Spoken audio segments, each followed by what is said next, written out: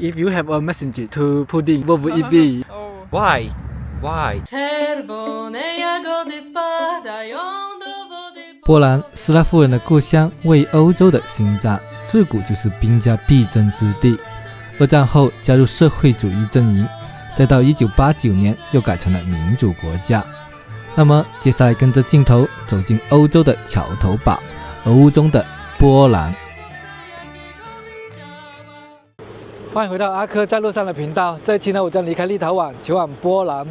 曾经这两个国家呢组成过一个联邦的，但在18世纪呢被奥地利、俄罗斯、普鲁士三国瓜分，波兰人呢从此亡国100多年，直到一战后才复国。那么我们就从波兰这跌宕起伏的历史来开启这趟旅程吧。波兰虽然是斯拉夫民族重要的聚居地，但开化时间较晚，一直是以部落联盟的形式存在，直到公元10世纪，其中一个部落首领皈依基督教，才建立起一个皮亚斯特王朝，统一了波兰全境，波兰王国由此成立，并在16世纪与立陶宛大公国合并，组成了当时欧洲最大的国家之一——波兰立陶宛联邦。然而在18世纪末，波兰被瓜分，从地图上消失了整整123年，直到一战结束后才复国。可惜好景不长，二战中又被德国和苏联夹击，经历了无数苦难。二战后加入了社会主义阵营，直到1989年的团结工会运动后，开启了民主新篇章。今天的波兰既是一个承载历史的国度，也是一个充满活力的现代国家。波兰在2004年加入欧盟，但没有采用欧元作为官方货币，当地货币为波兰茨洛提。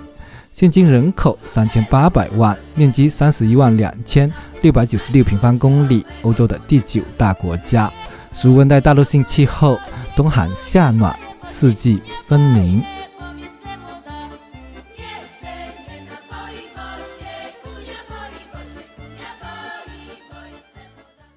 这一段旅程呢，我打算坐火车前往波兰呢。从Vilnius 到沃索的话，距离是有500公里，然后票价是25欧元，还是很划算的。可以看到这个火车站正前方呢是有一个跟世界连接的那个屏幕啊，而且它这个连接应该是印度还是哪里吧，不清楚。而且呢，它这个屏幕是过10分钟，然后又换一个地方的，然后跟我们在打招呼。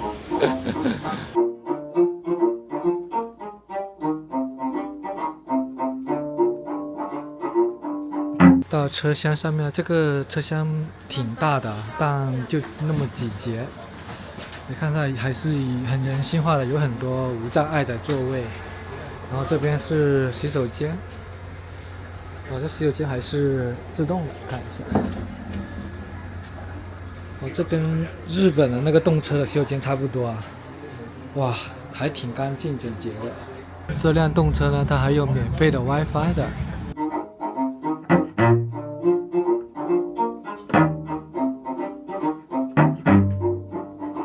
这个车呢只能到边境啊，还要换成另外一辆车才能到波兰的华沙。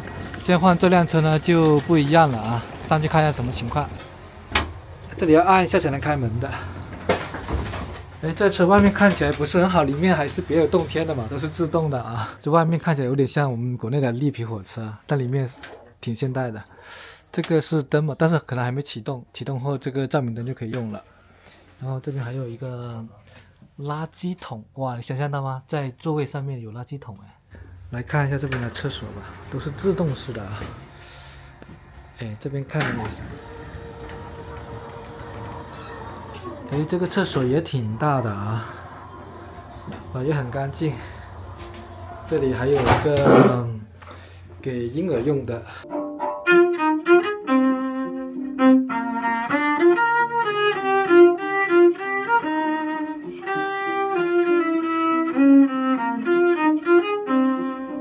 在欧盟其他国家呢，它互通的信息就是不用再检查护照的，但就除了波兰这里呢，进来之后它要重新再检查护照、检查签证的，而且呢，波兰跟其他申根国家还不一样，还有他们自己的货币的。在欧盟啊，其实只有19个国家是使用欧元的，其他国家呢是使用他们当地不同的货币的，因为由于各种原因不一样嘛，有些可能是因为经济还没达到，有些人可能就是不想加入。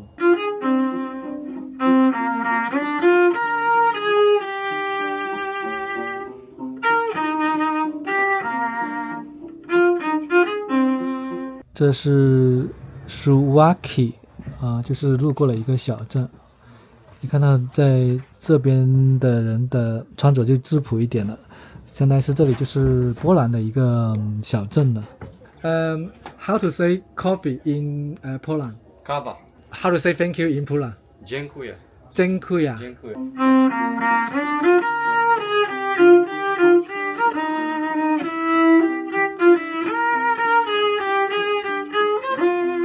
经过7个小时，终来到了波兰的首都华沙。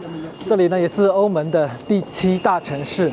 整个城市啊，就是沿着维斯瓦河两岸所兴建的。这条河呢，也是斯拉夫人的发祥地啊，像居里夫人啊、肖邦啊，都是出生于此。华沙，涅槃重生的凤凰之城，波兰的首都及最大城市，原是维斯瓦河畔的小渔村。16世纪的波兰立陶宛联邦国王下令将首都从克拉科夫迁到华沙，自此华沙逐渐崛起。现今面积517平方公里，人口180万，是波兰的政治、经济和文化中心。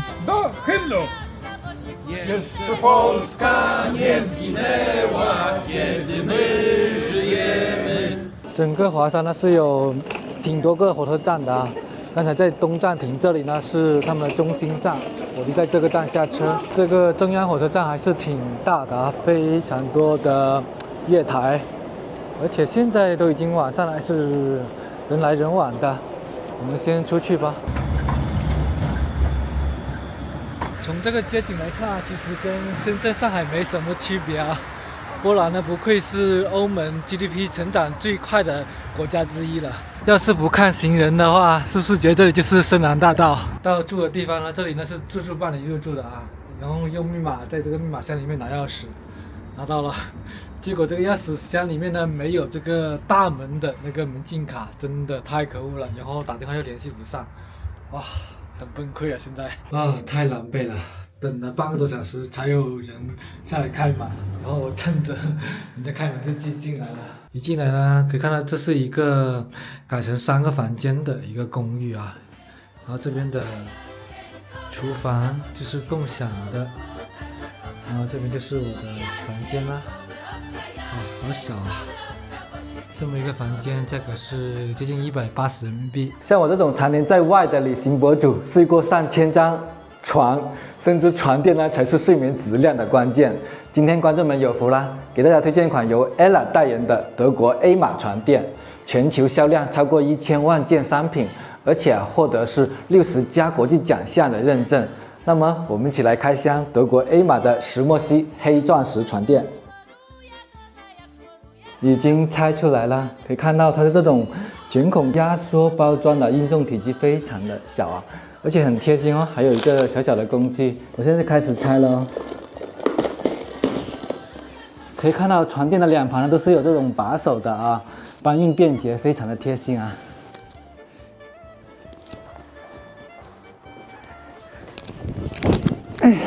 这一款德国 A 码的石墨烯黑钻石床垫，它是采用了独立筒加记忆棉的6层混合设计啊，兼顾了支撑、舒压以及抗扰动性啊。它们还有一项专利黑钻恒温技术，可以平均分散体温的。来，大家看一下这里啊，看到吗？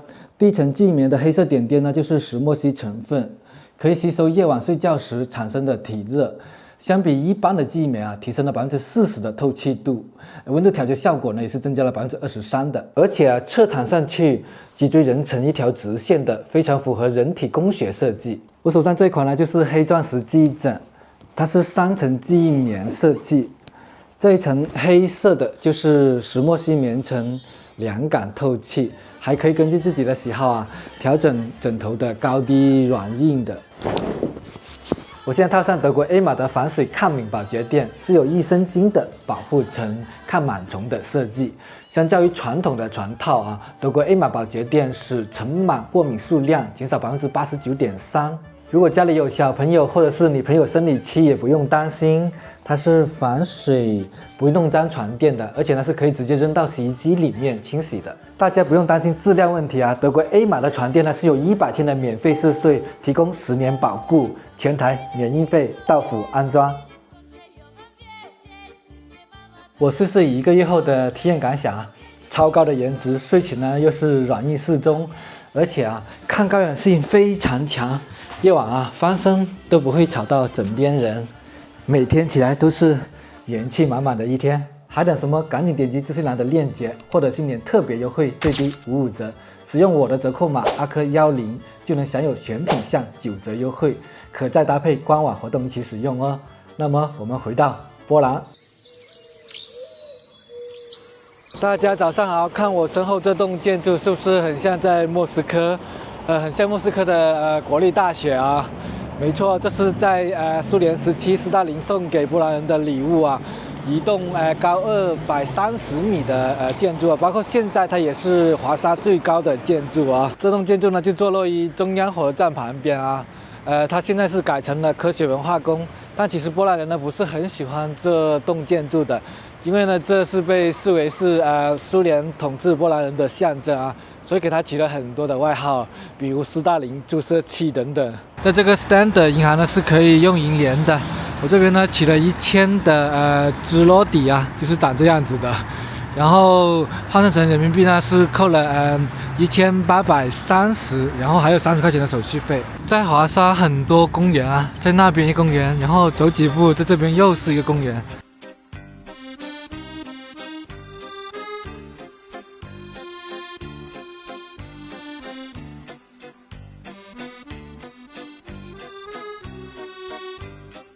We study in universities, but also we do the activity out of university, I and see. this for supporting our initiative for yeah. education. He's living just 2 months. Oh, 2 months, and you? More than a year already. Okay, more than a year. Yeah. So, how's the life in here?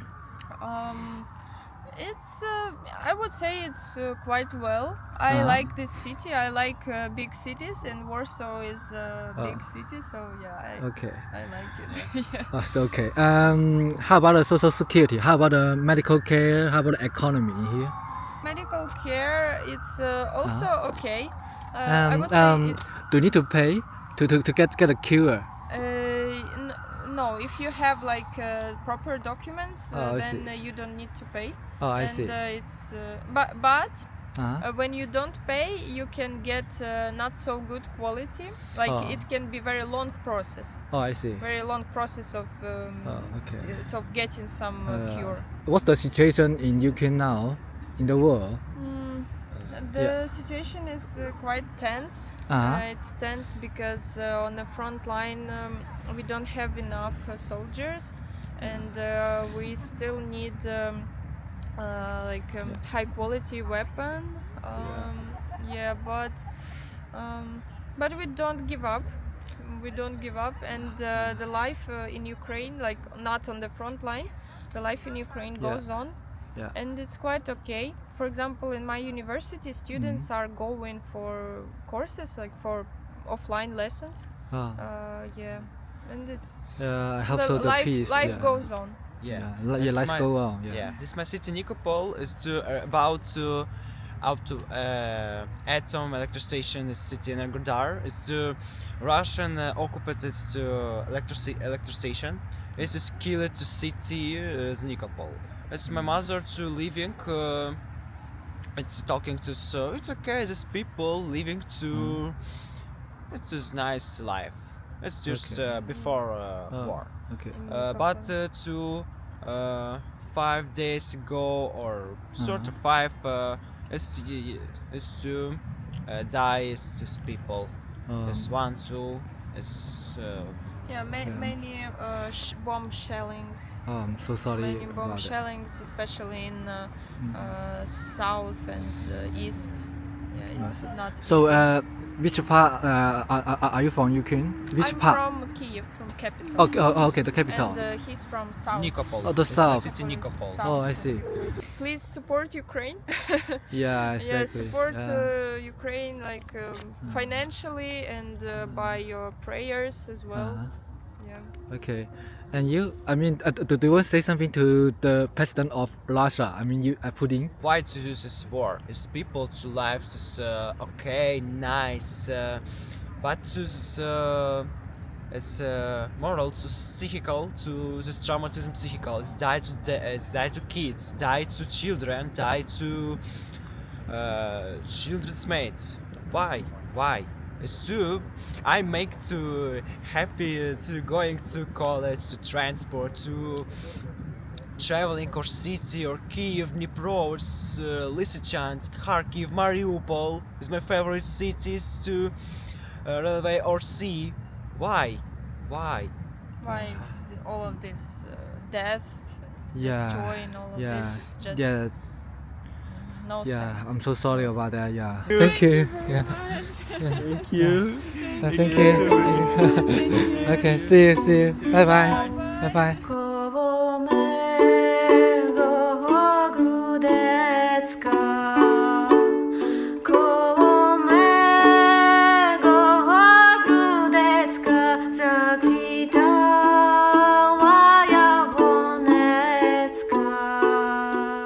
我们来看一下居民区超市里面的价格啊，像这边一个是黑加仑吧，是16支罗提1公斤，哦，这个就更贵了，这个是27支罗提1公斤。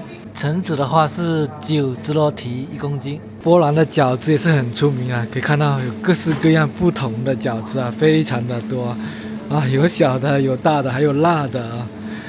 价格普遍都是在18到19支罗提一份吧。这边是特价的肉啊，像这一份应该是牛肉吧，应该有个500克吧，价格呢是8支罗提。面包呢是这边的主食啊，像一个面包是0.62支罗提。酸奶呢都是7块钱左右一瓶，啤酒呢便宜的4块钱，贵的6块钱，普通的一瓶可乐是6块钱。前面这个宫殿呢，在2战前啊是市政厅来的，但2战后呢被摧毁，是在1997年又重新给修复了啊，可以看到还是保留了文艺复兴的建筑风格的。从以前的市政厅呢，再往前走2分钟左右吧，就会到老城了。你看到现在的天气，看来都已经有点灰蒙蒙了。现在才3点多，这边4点钟就天黑了，天黑的好早啊。这里就是老城啦，可以看到老城墙啊。然后这边就是城堡的广场，这边就是以前华沙的皇宫。其实你现在看到的85%都是重建的，因为2战时候呢，85%的建筑都被摧毁了。在皇宫的后面呢，就是维斯瓦河，整个华沙就是沿着这个河的两岸所兴建的。对面呢就是他们的国家体育馆。你仔细的听啊，一路上都有那种很优美的钢琴曲的。哦，这里呢就是总统府了，也就是相当于是白宫的地位了。很难想象在这么一个小店里面是卖汽车的。阿斯顿马丁、百达翡丽这一款就38万了，这一款手表呢要50万啊。这里呢就是华沙大学啦，可以看到它的位置非常的好啊，就是在那个商业街旁边的，旁边全部都是奢侈品啊，在这边上学的学生一定要经得住诱惑才行啊。在华沙大学的斜对面呢就是圣十字教堂，这么看就是一座巴洛式风格平平无奇的大教堂啊。但最让大家所熟知呢，是因为肖邦的心脏就埋在其中一个立柱上面而名气大噪的。教堂的层高都非常的高啊，不知道肖邦的心脏埋在哪一根柱子上面。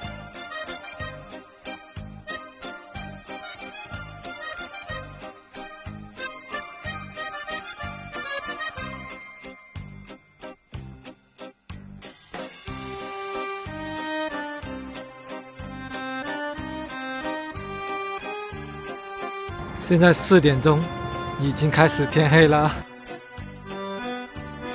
Do you have a bag? Yeah. Okay. 我来到一家波兰的传统餐厅啊，这呢就是波兰的国菜 Bigos， 也就是猎户炖肉，说白了就是像东北的大锅乱炖啊。然后波兰的饺子也是很出名的，也点了一份。然后还有一杯喝的，我先不说价格，我先给大家尝一下味道，等一下吃完再公布价格。味道也不错啊，我还以为是很重口味的，其实不是啊。里面呢是有酸菜，还有一些香菇，然后放了很多不同的肉在里面炖。像这个 Bigos 呢，他们传统的做法呢就会放什么猪肉啊、牛肉啊，甚至会放鹿肉啊、培根啊，反正都是香肠啊，都是乱炖啊。每一家都有自己的秘籍不一样的啊，但味道真的出奇的好哎！我一开始我还以为可能就是跟普通的乱炖肉差不多啊，它的味道非常的新奇，它不是那种重口味的啊，看起来重口味而已。这个是猪肉，也是炖得很入味，很烂的。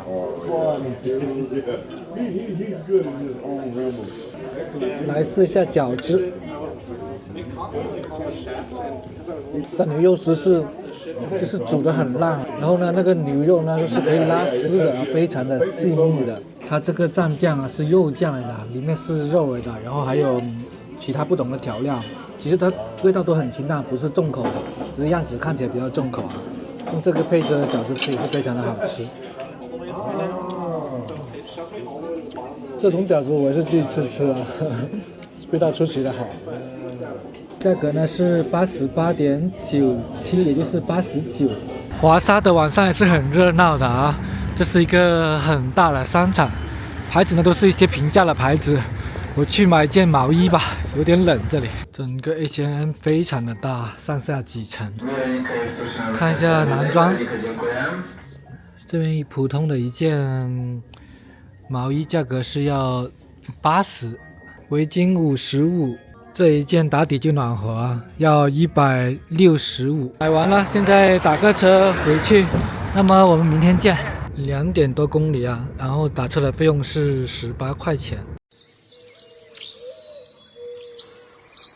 大家早上好，我现在来到了University of Warsaw Library， 也就是华沙大学图书馆啊。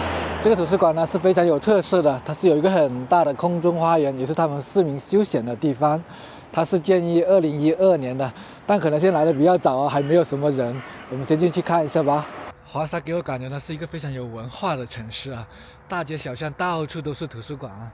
而且看这么早已经很多人在里面读书了，这个图书馆也非常的大。从外围的花园呢是可以直接有楼梯上到天台的，但今天不知道为什么2个通道都封了。这个图书馆非常有意思啊，进到里面来感觉就像一个很大型的shopping mall 一样的啊，里面都是有暖气，很舒服的。在这个图书馆里面呢也是有免费 WiFi 的，也是24小时开放的。但好像是要办读书卡或者有学生证才能进去的。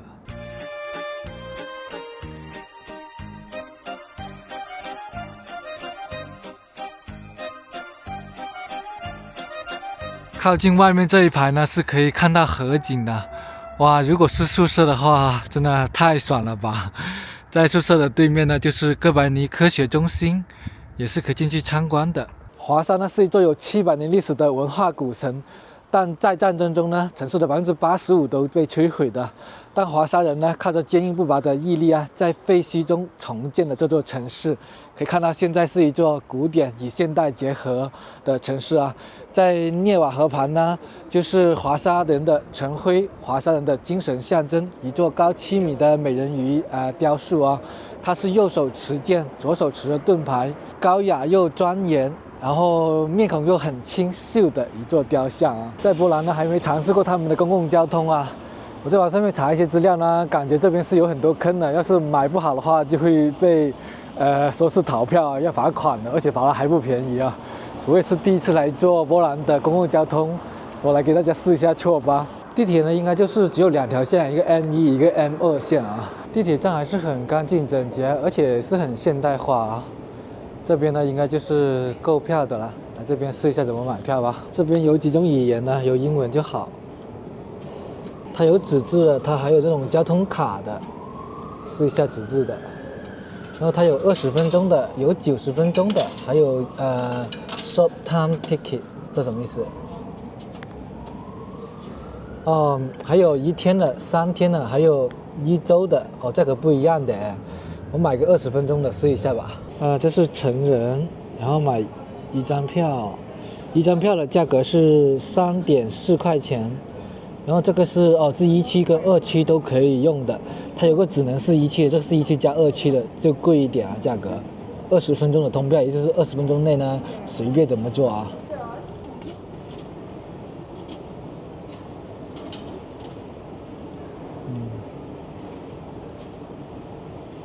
这机器反应好慢啊！我没有按暂停啊，它就是自己在等。哇，这个机器真的太慢了。但它的支付方式有很多种啊。OK。找人来帮忙啊。And yes, by the paper, 20 minutes. And the next, other, okay. And pay the cash. Which one? Standard. Just standard. Standard, right? Yeah, it's okay. Yeah. And cash. Yeah, cash. Yeah. Wait, but Here. Okay. Oh. Let me try again.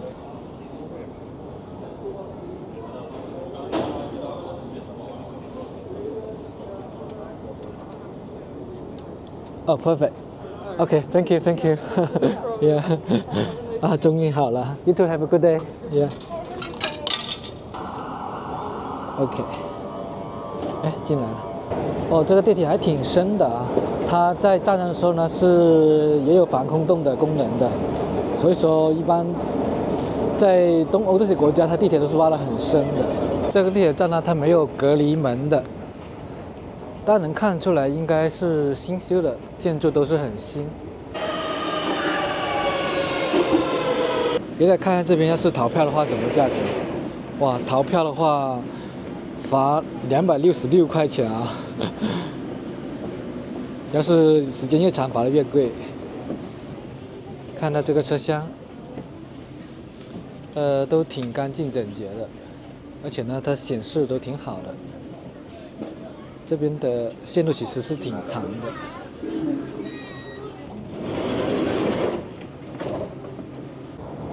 这边出去它是不需要票的。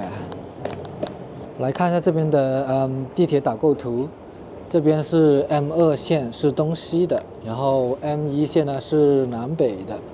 其实就2条地铁线啊，上面显示的这些呢，应该是上面的一些轻轨捷运，这2条线呢才是在地底下的。大家猜一下这个是干嘛的？这个呢就是路边的单车修理站啊，可以看到在这个站点，哇，什么工具都有，还可以打气的。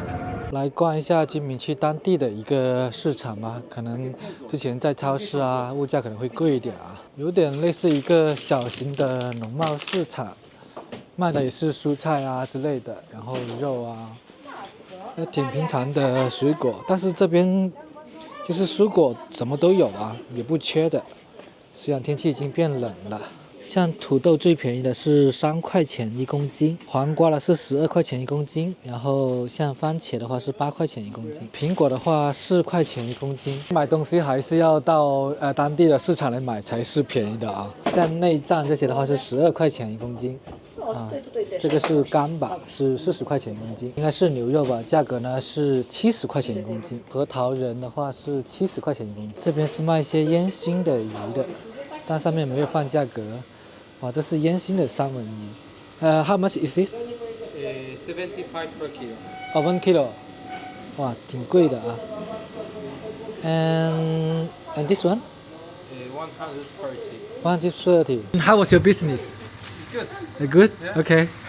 Have a good day. See you, bye. 接近200克啊，这价格也不贵啊，而且挺诚实的。我随便拿多少就拿多少，我说拿200克，他就拿了190多克。哇，这烟熏的三文鱼，哇，好满足啊！满满的胶原蛋白，还有肉的嚼劲，而且一点都不腥的，又有那种烟熏鱼的味道啊，很不错。这里还是有一些街友的，包括在地铁上面也会有一些街友在那边住，然后要钱，但都收拾的挺干净的了。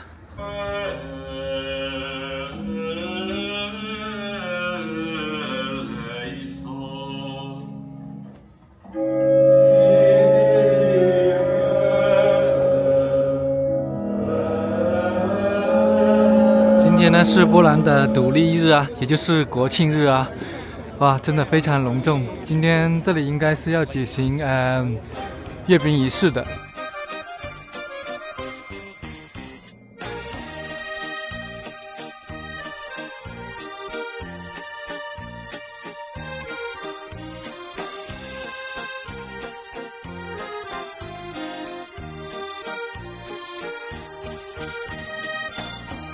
哦，这个是欧盟的国旗吗？看所有人都在踩欧盟的国旗。那他们是反欧盟吗？没看懂。